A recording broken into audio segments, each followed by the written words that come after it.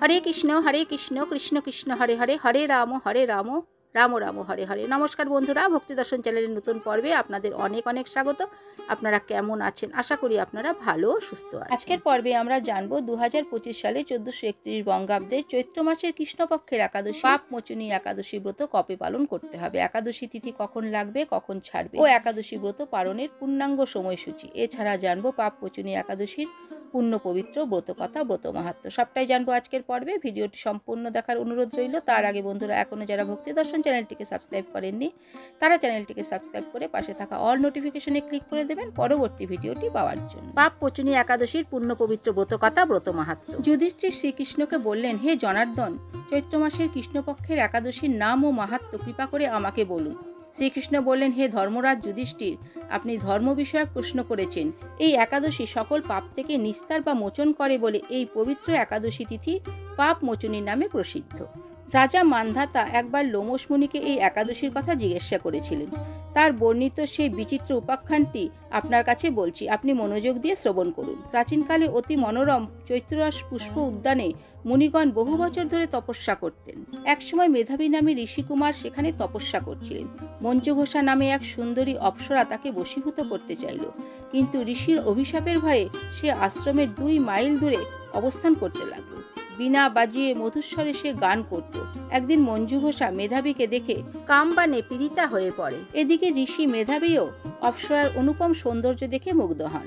তখন সেই অপ্সরা মুনিকে নানা হাব ভাব ও কটাক্ষ দ্বারা বশীভূত করে। ক্রমে কাম পরশবশ মুনি সাধন ভজন বিসর্জন দিয়ে তার আরাধ্য দেবকে বিস্তৃত হন।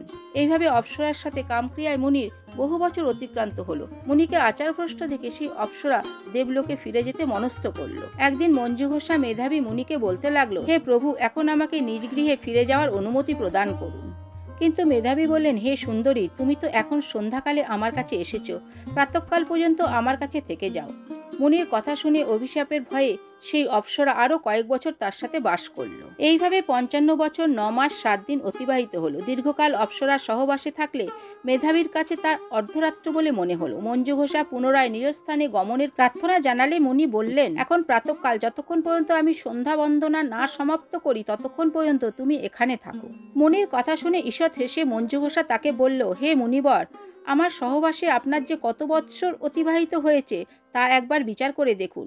এই কথা শুনে মুনি স্থির হয়ে চিন্তা করে দেখলেন যে তার 56 বৎসর অতিবাহিত হয়ে গেছে। উনি তখন মঞ্জুঘোষার প্রতি ক্রোধ পরবশ হয়ে বললেন, রে পাপিষ্ঠে, দুরাচারী, তপস্যার ক্ষয়কারিণী, তোমাকে ধিক, তুমি পিশাচী হও।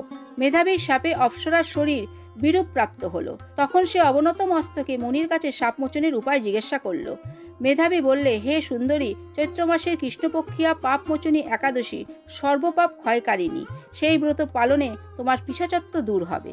পিতার আশ্রমে ফিরে গিয়ে মেধাবী বললেন, হে পিতা, এক অপ্সরার সঙ্গদোষে আমি মহাপাপ করেছি, এর প্রায়শ্চিত্ত কি তা কৃপা করে আমায় বলুন। উত্তরে চবনমুনি বললেন, চৈত্র মাসের কৃষ্ণপক্ষিয়া পাপ মোচনী একাদশীর ব্রতের প্রভাবে তোমার পাপ দূর হবে। পিতার উপদেশ শুনে মেধাবী সেই ব্রত ভক্তি ভরে পালন করল। তার সমস্ত পাপ দূর হলো। পুনরায় তিনি তপস্যার ফল লাভ করলেন।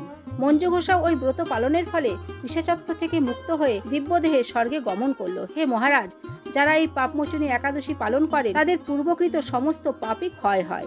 এই ব্রত পাঠ ও শ্রবণে সহস্র গোদানের ফল লাভ হয়। 2025 সালের 1431 বঙ্গাব্দের চৈত্র মাসের কৃষ্ণপক্ষের একাদশী পাপ মোচনী একাদশীর পূর্ণাঙ্গ সময়সূচি।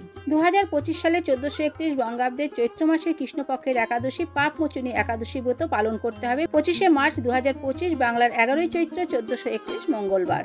একাদশী তিথি শুরু হবে 24শে মার্চ 2025, বাংলার 10ই চৈত্র 1431 সোমবার রাত্রি 12:36 এবং একাদশী তিথি সমাপ্ত হবে 25শে মার্চ 2025, বাংলার 11ই চৈত্র 1431 মঙ্গলবার রাত্রি 11:47। 2025 সালের 1431 বঙ্গাব্দে চৈত্র মাসের কৃষ্ণপক্ষের একাদশী পাপ মোচনী একাদশী ব্রত পালনের বিশেষ সময় থাকবে 26শে মার্চ 2025, বাংলার 12ই চৈত্র 1431 বুধবার সকাল 9:43 মধ্যে।